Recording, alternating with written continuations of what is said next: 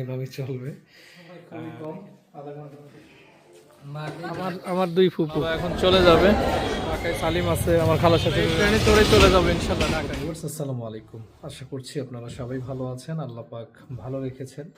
তো আজকে আমাদের গ্রামের বাড়ির লাস্ট ভিডিও, আমরা একটু পরেই চলে যাব। এখন অলমোস্ট সকাল 10টার মতো বাজে। আমাদের বাসা থেকে বের হওয়ার টাইম হচ্ছে 11টায়। 1 ঘন্টার মধ্যে সব কিছু রেডি করতে হবে। বেশ কয়েকদিন আমরা বাড়িতে থাকলাম, অলমোস্ট 6 দিনের মতো। তো আজকে চলে যাচ্ছি আবারও সেই যান্ত্রিক শহরে ঢাকায়। তো সবচেয়ে বড় কথা যেটা, যে গ্রাম অঞ্চলে আসার পরে প্রথম 3 দিন ভালো শীত ছিল, মাঝখানে 2 দিন খুব একটা ছিল না। তবে আজকে শীতটা আবার একটু বেশি সকাল থেকে দেখতেছি। আর সকালে প্রচুর কুয়াশা ছিল। আমি এখন তো 10টা বাজে, আমি 7:30 8টার দিকে একবার উঠেছিলাম। প্রচুর কুয়াশা। আর সবচেয়ে বড় কথা যেটা, যে বাইরে মানে বাথরুমে পানি এত পরিমাণে ঠান্ডা, এই পানি ব্যবহার করার উপযোগ্য না। তো এখানে মিম আছে, আরশিয়া ঘুমাচ্ছে। মিম উঠছে অবশ্য ঘুম থেকে, আরশিয়া এখনো ঘুমাচ্ছে, আপনাদেরকে দেখো। তো এখানে যে দেখেন, মিম কিন্তু ঘুম থেকে উঠেই ফোন চাপা শুরু করে দিয়েছে। ও সারাদিন এখন এইভাবেই চলবে। আর এখানে আমার মেয়েটা এখনো ঘুমাচ্ছে। Mummy good morning. মাম্মি ঢাকায় যাবে? ঢাকায় যাবে মা? কোল বালিশ দেখেন মিম কিভাবে দিয়ে রাখছে, আমি জানি না কেন। পড়ে না যায়, ব্যথা না পাই। তো ঠিক আছে, আমাদের বিল্ডিংয়ের কাজ চলতেছে, ময়লাই একেবারে অবস্থা খারাপ। তো বাইরের দৃশ্যটা আপনাদেরকে একটু দেখালাম। রোদ উঠবে মনে হচ্ছে, বাট এখনো পুরোপুরি না। দেখেন আপনাদের ওই যে কথা বলছিলাম, যে অবস্থাটা দেখেন, দেখছেন কি পরিমাণে, মানে পানির মতো অবস্থা, মানে শিশির একেবারে পানির মতো হয়ে আছে। তবে এই দিকটাই কেউ নেই, কোথাও নেই। তো আজকে সকালবেলা আমার চাচা এখানে দিয়ে গেছে, বেগুন দিয়ে গেছে। তো বললো যে বাবা বেগুন দিয়ে গেলাম, ক্ষেতের বেগুন, চাচার মানে ক্ষেতের বেগুন। আর এখানে দেখতে পাচ্ছি আরিফা তার ব্যাগটা গুছাই রাখছে। সাদিক কি উঠবি না? তো সাদিক এখানে ঘুমাচ্ছে, এখনো ওঠেনি। আর আরিফা দেখতেছে ওর ব্যাগটা মোটামুটি ইয়ে রাখছে, না উঠছে, মানে ওটা ফোন চাপতেছে। এই যে আরিফা রেডি। আরিফা কত অ্যাক্টিভ, ওর ব্যাগ নাকি গোছানো শেষ। তোরে নিয়ে যাবো, তুই আগে বললে তো টিকিট কাটতাম। আপনি কালকে বলছেন নিয়ে যাবেন না, দেখে তাই বলতেছেন ভাইয়া। তো তুই আয়, সমস্যা কি? আরিফা তুই কত সকালে উঠছিস? একটু আগে। তো আরিফা ঘুম থেকে উঠে নামাজ কালাম পড়ে মোটামুটি একবারে ফ্রি হয়ে গেছে। এখন আমরা চলে যাব বলে, আর যেহেতু আমাদের হাতে সময় নেই খুব একটা, এই জন্য ব্যাগট্যাগ মোটামুটি আবার কিছু জায়গা রাখছিস তো না? আমার জন্য কিছু জায়গা রাখছে, কারণ আমি অনেক কাপড় নিয়ে আসছিলাম, ব্যবহার করতে পারিনি যদিও সব কাপড়। তো যাই, চলুন। রুমের মানে সব কিছু এলোমেলো হয়ে আছে। এখানে আমার ব্যাগটা তো এই জায়গাতেই আছে মনে হয়, এখানে আমার সব ঠিক করতে হবে। আর মিমের বললো যে গতকালকে সব রেডি করছে, তো আমি জানি না ও রেডি করছে কিনা, কতটুক রেডি। তো বলতেছি রেডি করে রাখছি। মা ঠিক আছে। তো এখানে মিম বলছিল রস খাওয়ার জন্য, তো আরিফা এখন বলল যে এই রস নাকি নিয়ে আসছে, খেজুরের রস।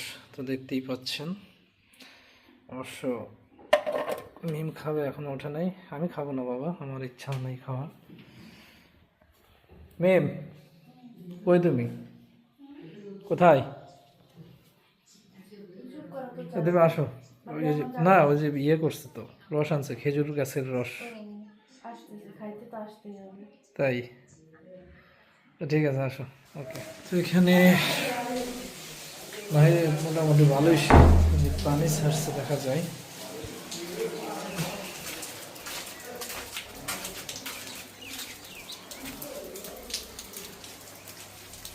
জায়গাগুলো পানি দিচ্ছে, প্লাস্টার করছে তো।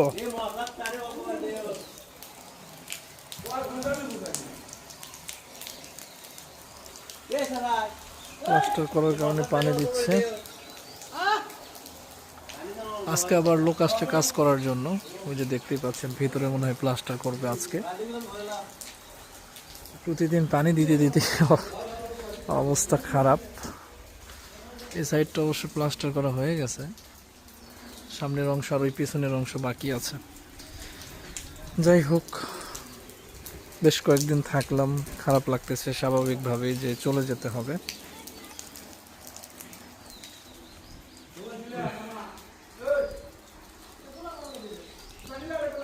তো কুয়াশা নাই, খুব একটা কুয়াশা নাই। শীতের সকালে নর্মালি যেরকম কুয়াশা থাকে ওরকম কুয়াশার কোনো ছিটে ফোটাও নাই।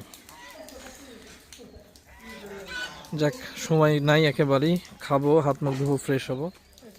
তো এর মধ্যেই হচ্ছে আবার একটা দুঃসংবাদ, সেটা হচ্ছে আমার এক খালাতো বোন থাকে ঢাকায়, ও হঠাৎ করেই নাকি অসুস্থ হয়ে গেছে, ওকে হসপিটালে অ্যাডমিট করা হয়েছে। আর ওর ব্লাড লাগবে, এ পজিটিভ ব্লাড। তো আমার এ পজিটিভ, ওরা আবার ওখানে শুধুমাত্র ওনার হাজব্যান্ড এবং উনিই আছে, ওনাদেরকে হেল্প করার মতো কেউ নেই। ঢাকায় থাকলে তো আমি যেতাম। তো সেই জায়গা থেকে পরে আমার সাথে আন্টি ফোন দিয়ে কান্নাকাটি করতেছে। পরে হচ্ছে আমি আমার এক ফ্রেন্ডকে পাঠালাম, ওর হচ্ছে ব্লাড এ পজিটিভ, আমার নিজেরও এ পজিটিভ। আমি থাকলে তো কোনো সমস্যা ছিল না। তো আজকেই আমরা যেহেতু যাচ্ছি, ঢাকায় পৌঁছাতে পৌঁছাতে হয়তো 9টা মানে 9টা থেকে 10টার মতো বাজবে রাত। ট্রেন আমাদের 1টার দিকে, তো যাতে 8-9 ঘন্টা সময় লেগে যাবে। তো তারপরে ঢাকায় গেলে হয়তো বা হেল্প করতে পারবো। তো আমি আবার, আমার এক ফ্রেন্ড আছে, ওর এ পজিটিভ রক্তের মানে ব্লাড ব্লাড ব্লাড গ্রুপ হচ্ছে এ পজিটিভ। তো ওকে আমি ফোন দিয়ে সকাল সকালে ওখানে পাঠাইছি। এখন হঠাৎ করে অসুখ বিসুখ মানুষের তো আসলে কখনো বলে কয়ে আসে না। তো যাই হোক, ইমার্জেন্সি মানে বন্ধুটা সহযোগিতা না করলে হয়তো পাঠাতে পারতাম না, তবে সে রাজি হয়েছে এবং অলরেডি সে রওনা দিয়েছে। আমার বোনটার জন্য আপনারা দোয়া করবেন। ঠিক আছে, থাকুন, সাথে থাকুন, দেখা যাক আর কি কি শেয়ার করা যায়। তো আমরা কাপড় চোপড় গোছানোর কাজে ব্যস্ত, হাতের সময় খুবই কম, আধা ঘন্টার মতো সময় আছে আর, এর মধ্যেই আমাদের বের হয়ে যেতে হবে। তোমার কত আমাদের কি দেখাও? আমরা তো যাবো। আশা হাই দাও। হ্যাঁ, কি হাই দাও।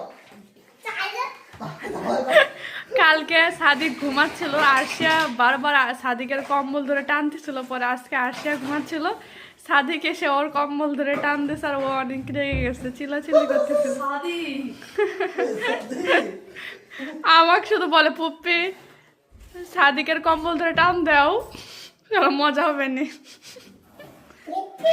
আসার সময় ভাবি কতদিন থাকবো, কত কাপড় লাগবে। তিনটা প্যান্ট আমি এখন পর্যন্ত মানে শ্বশুরবাড়িতে গেছি, সেখানে নিয়ে গেছিলাম, সেখানে পড়তে পারি না। নিজের একটা ব্যাগ, মিমাপুর ব্যাগ, আমার ব্যাগ, সবার ব্যাগের মধ্যে কাপড় নিছে, আমার নিজেরও এক্সট্রা ব্যাগ নিছে। কাছের রাখতে যাও, কি জন্য? আমার আসবে তখন পড়বা। হ্যাঁ? ঢাকায় গিয়ে কি পরবে? আল্লাহ, তুমি আমার মাফ করো আল্লাহ। ঢাকায় নিয়ে যাবো মা? ঢাকায় নিয়ে যাবা? তোমাকে ধন্যবাদ। তো ঠিক আছে, দেখ, তো আমরা মোটামুটি রেডি হয়ে গিয়েছি। এখানে আরশিয়াও রেডি হয়ে গেছে, মিল রেডি হয়ে গেছে, আমাদের ব্যাগটা গোছানো অলরেডি কমপ্লিট। তো কিছুক্ষণের মধ্যেই আমরা রওনা দিয়ে দেবো। আমাদের হাতে খুব মানে কম সময় আছে। তো মানে কি বলবো, খারাপ লাগতেছে যাইতে, বাট যেতে হবে, এটাই হচ্ছে বাস্তবতা। কারণ আমরা তো থাকার জন্য আসিনি, কয়েকদিনের জন্য, কয়েকদিনের অতিথি বলা যায়। তো ঠিক আছে, সাথে থাকো, দেখা যাক যাওয়ার প্রাককালে আমি আপনাদের সাথে আরও কিছু শেয়ার করার চেষ্টা করি। তো শেষ খাওয়া, মানে চলে যেতে যাচ্ছি, যা আগে খাওয়া দাওয়াটা করে নিচ্ছি, কারণ না খেয়ে গেলে আবার সমস্যা। দেখেছিস আর ভিডিও করতেছে, একটু বেশি করেই খাই। দই খাবি না? কষকে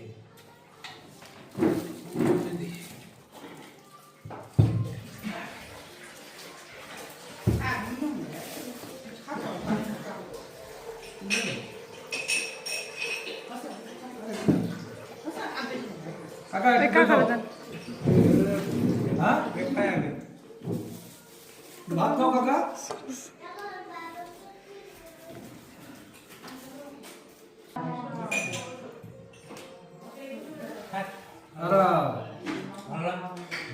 একটু নাও খাও। তো যাই হোক, খাওয়া দাওয়া শেষ, মানে আর কোনো কাজ নাই, অলরেডি সিএনজি এসে বসে আছে। আমাদের ট্রেনটা হচ্ছে 12টা 45-এ, তো টার্গেট করছিলাম 11টার দিকে বাসা থেকে বের হবো, বাট আমার মনে হয় একটু দেরি হবে। তো দোয়া করবেন আপনারা যাতে সঠিকভাবে বাসায় পৌঁছাতে পারি। বাসা থেকে বের হয়ে গেলাম। কি অবস্থা? ওই যে আমাদের ব্যাগ ট্যাগ অলরেডি চলে গেছে, বাড়ির কাজ চলমান, চলে যাচ্ছি। তো যাই হোক, সামনে সিএনজি কোথায়? এখানেই সামনে। হ্যাঁ, সবাই রে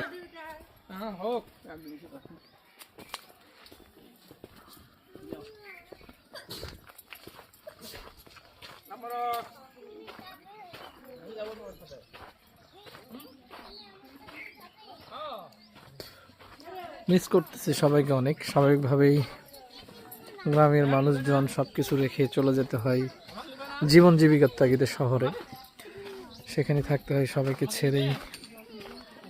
এটাই হলো কষ্টের বিষয়। কি অবস্থা মামা, ভালো আছেন? হ্যাঁ মামা আছেন, চলেন।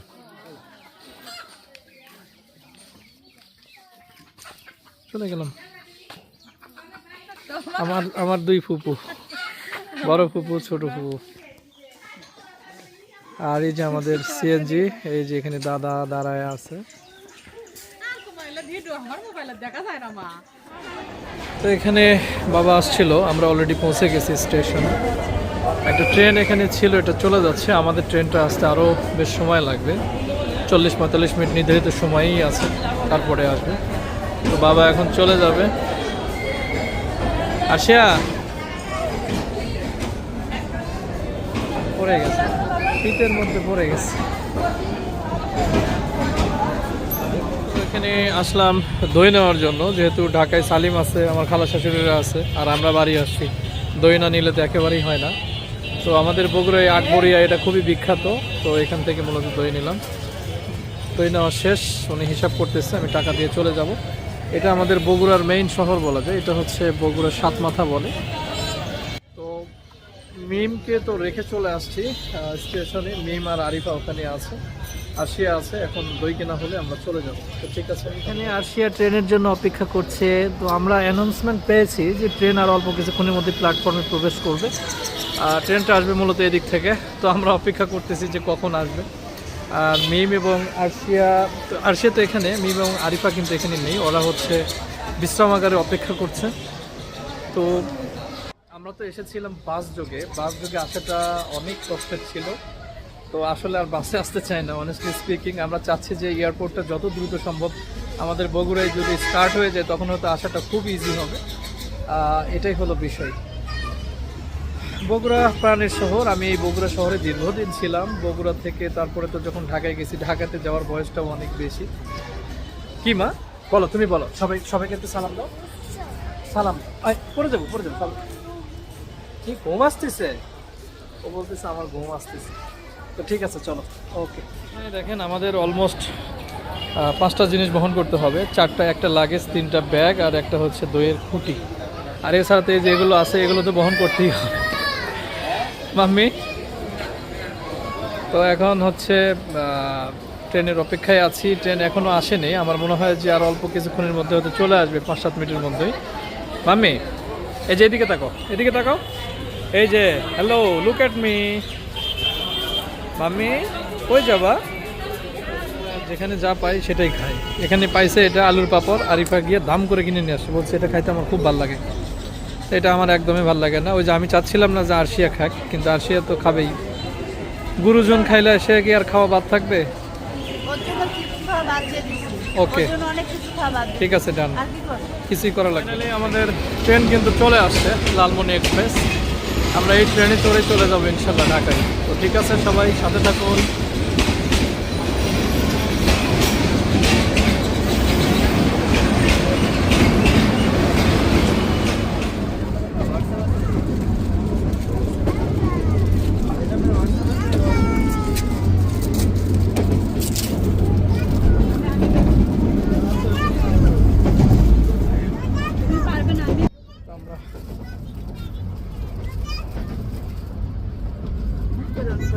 তো ফাইনালি আমরা আলহামদুলিল্লাহ কমলাপুর রেল স্টেশনে পৌঁছে গেছি। তো এখানে পিচ্ছি পুচ্ছি সব দেখতে পাচ্ছেন, আমাদের ট্রলি তারপরে ব্যাগ ট্যাগ সব কিছু